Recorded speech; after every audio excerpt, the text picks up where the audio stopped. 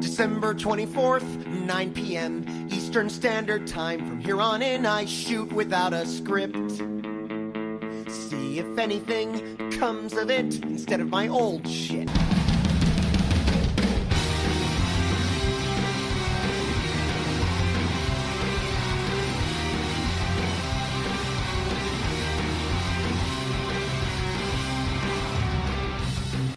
Hello everyone and welcome back to No Days But Today, a retrospective of the 2005 movie adaptation of the 1996 Tony Award winning musical, Rent. I'm Blake. I'm going to bring on my beautiful co-host, my wife, Mandy. Mandy, how you doing? Hi. As you can tell, my beautiful co-host is a little tired as we're starting this recording today. Yes. So it's been a long day of work for both of us, so we're trying to get through our show tonight. Yep. Don't turn to the Kevin Owens and Sami Zayn. Don't do that. Yep. So anyway, we are in episode number 2, and we're going to finally get into the movie. It's about time we finally get started with the movie. What a concept. Yes, we are starting with December 24th, 1989, Part 1. That's what we're doing. Part 1. So, before we even get into anything, I know one of the first things people added is they actually added a year to this movie. What do you think of the movie being based in the 80s, at the end of the 80s, like it is here? It makes sense. I mean, yeah, it makes a lot of sense. Yeah, I know a lot of people were jumping on, oh my god, they added a year, it's no longer timeless. I'm like, it shouldn't be timeless, especially with all the references they make. They make a lot of weird references as you go along. Most things aren't timeless. But before we even get into the movie itself, I do want to play something because I was referencing the Broadway production. And I have the final Broadway production on DVD.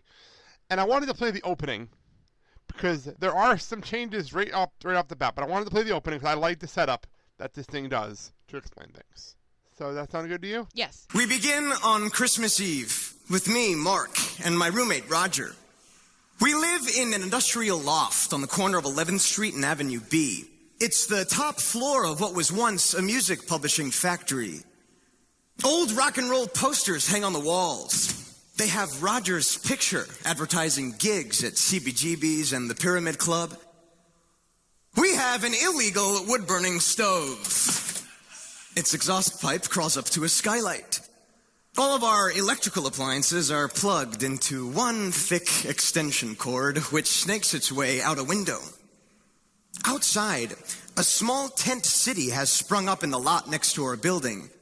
Inside, it's freezing because we have no heat. Smile! So that's how the show starts on Broadway. I like the introduction, but I understand why it's not in the movie, obviously. But I like the fact that we get set up, boom, this is where we are in the Broadway show. In the movie, we get into this, and I love the fact that in the movie, we start off at that old school movie, the old school film camera, like you just picked up your film and you're pressing play and the countdown comes on the screen. I love that because it makes you feel perfect with Mark's camera. I always wanted to know what the other side of that would be, and I love that little visual effect they add there to start. They start off, the first thing they show is actually Radio City Music Hall, which I found out the reason they did that because that's where the Tony Awards is held. And that's the only reason they showed that first. That makes sense. Yeah. Not the only nice little shot they did in here. I got one more coming up in a second. Obviously, as everyone knows, we start at 9 p.m. Eastern Standard Time, December 24th. I always love the fact that in the Broadway show, it's all on one night. What did you think about the changes here? We don't do everything on one night in the movie. I never understood. I tried to figure out how they're going to make a movie. I was trying to figure out how they're going to pull this off. What did you think of the change? I also just think it's a lot to put in one day. It really is. It's a lot to happen in 3 days when you think about it. Yeah, I totally agree. We'll get into all that as we go along in here, which actually is good for our format that they broke it all up. It's actually really good for us. But we start up, and I love the fact that it starts off from here on out, shoot without a script, see if anything comes of it. Instead of my old shit, music hits, and there's a homeless guy being human windshield washer, which cracks me up because they do a bunch of those in the Broadway show. They do. It's so stupid. But the driver of the car is a cameo. You know who the driver is? No. Chris Columbus, the director of this movie, made a cameo in the first 5 seconds of the movie. Oh, nice. Yeah, I found that. I looked up. Oh wow, I did not know that. I looked it up, zoomed in. I'm like, oh wow, that is Chris Columbus in the driver's seat. And we get right into Rent. I will say first things first. The song is pretty much the same between the Broadway show and the movies. Okay. There's a couple of minor changes because for plot reasons, they did a couple of minor things. But we start off here, and I know when I talked to Anthony Rapp, it is actually in his book. He loves the fact that he started the movie on his bike. Actually, the first scene they shot was actually this. It was the first scene they shot, with him riding his bike singing this song on a sound stage, and he was in heaven during this moment. So I love this. It's the first shot of the movie. Now, I saw an eviction notice on the wall. And I was like, what does this say? I paused it. I wanted to read it. So I looked it up. And in New York City, this is legit, and I was reading it to see if it matched up. Apparently, in New York City, you have 72 hours to evict. You have 72 hours to leave if they evict you.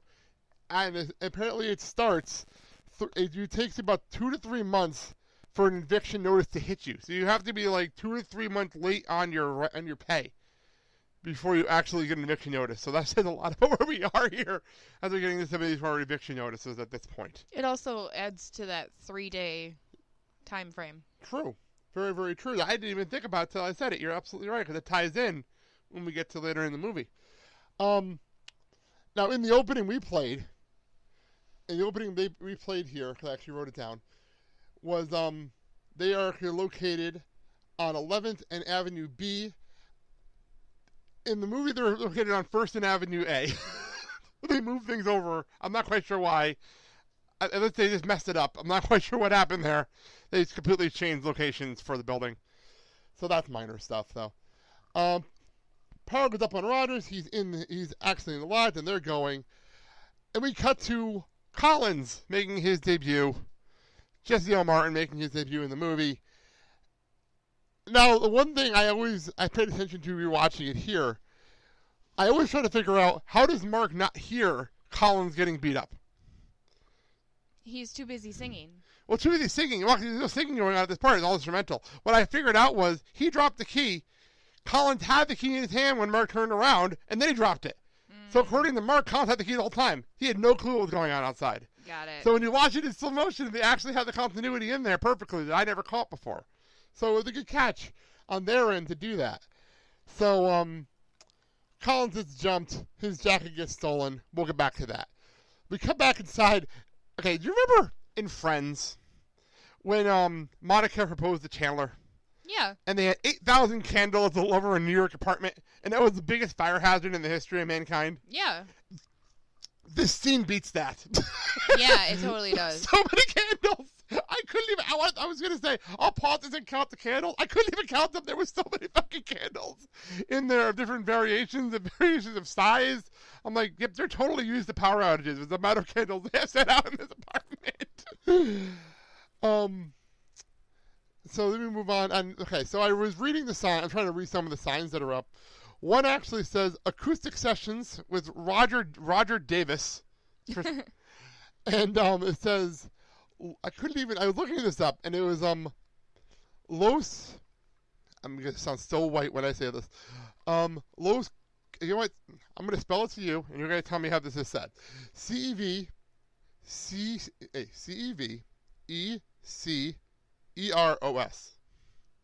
Ceviceros. Yes. So I looked it up and tried to figure out this is a real place in New York. And you know what I found out? That's Spanish for the Brewers. So I'm looking up here, I'm finding all Brewer stuff. And the Brewers are playing the Mets when I was doing the research. So I kept finding New York playing the Mets. New York playing the Brewers. I thought that was pretty funny when I was looking it up. It is not a real location. They made this up for the movie. Okay.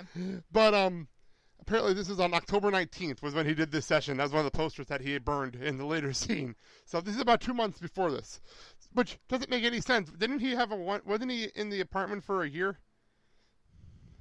I think so. So how did he have a gig 2 months ago? No clue. Right? That was one little continuity there, but whatever. So this is one thing that's always bothered me.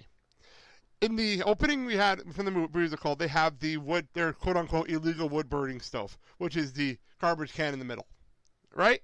Yes. This is where they had the fire in the movie. Why are they throwing the fire out the window? In the commentary track, Chris Columbus passes this off as a rock and roll moment in the song. Logically, though, why are they throwing us out the window? It's always bothered me. Before we even do that, we find Collins outside. This is where the changes in the song come. Because in the Broadway show, we have Collins part of the song. But then, before we go back to Rogers and Mark, we have Joanne in this song talking to Maureen for the first time. Don't scream, Maureen, it's me, Joanne, your substitute production manager. Hey, hey, hey, did you eat? Don't change the subject, Maureen. But darling, you haven't eaten all day. You won't throw up. You won't throw up. The digital delay didn't blow up exactly. There may have been one teeny tiny spark. You're not calling Mark. And then we go to Benny. All stuff cut from the song. Allison, baby, you sound sad. I don't believe those two after everything I've done. Ever since our wedding, I'm dirt. They'll see I can help them all out in the long run. I understand why, because we haven't met Betty yet. And we haven't met Joanne yet. But it was still pretty funny that they cut all this from the movie. So, Colin's doing his thing. We're back to the building. And I never caught this before, because I was too into the song to catch this. But, did you realize that During Rent was the first time that Rogers and Mimi saw each other? During this portion of the song. Oh, yeah. I never noticed that. I never caught that. I thought it was later. I thought it was after the song was over. They caught each other the first time, and this is where we saw them actually burning their emergency notices with here. This is when they caught eye for the first time. It was earlier in the song than I ever thought. Oh, yeah. No, I knew that. I never caught that. So, this is where this is where I wrote down about the fire out the window. And then I love the fact that we're in a world where we're having this big musical like flash mob thing outside, fires going on, and then Benny just drives up in the middle of this whole entire spiel. And he doesn't think the weirdness for him isn't the song; it's the fact that they're attacking his car with fiery papers. Yeah, that's Benny. So I wrote this down as a question to you, being a little realistic for a second. Put yourself in Benny's shoes for a second. What do you think what's he thinking when he shows up in the middle of his entire production as his point of view? What the hell? And you look at his face, it's like, oh fuck, I chose the wrong time to show up, didn't I? I really did choose the wrong time to get here. Yep, pretty much. All right, so we cut to after the song, and I like the point where Angel points up to Mimi to recognize their friendship right up the bat. And it's actually recognized in the commentary track. But they put that in there just so you knew later that Angel and Mimi knew each other already. Mm-hmm. Which I liked. A little detail stuff. I like that. So Betty starts off straight up just like in the soundtrack. Hey, you bum. Yeah, you, move over. Get your ass off that Range Rover. Which is a great first line. I'm not going to lie. That's fantastic. So Mark actually talks to Benny pretty much from their loft and says that that's why Maureen's protesting tonight. And Benny is an argumentative mode immediately, saying Maureen is protesting her performance space, not my attitude. Accurate? I think she's doing both, actually. You think so? Yeah. It makes sense. I mean, his attitude is the reason they're in this mess to begin with.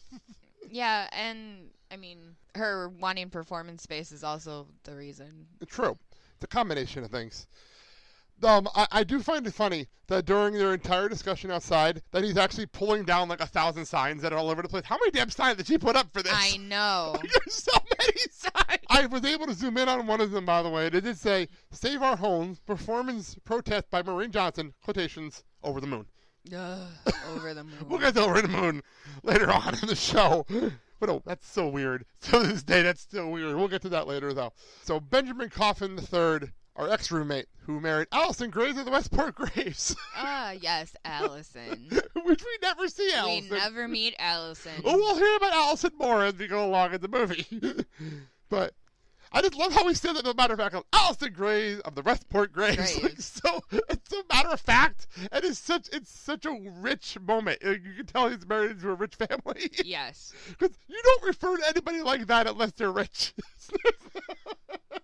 We find out the living arrangement from here. This is where we found out the living arrangement, where it was, how many damn people fit in this loft? It's ridiculous, because it was Roger and Mark, Benny, Maureen, who obviously was with Mark, so that makes sense, and Collins. Well, it doesn't really matter when you need a place to live. True. There's a lot of people in that loft. So, then again, it's a pretty big loft, as we found out from the candle setup. It's a pretty damn big loft. How many candles, how many people? True.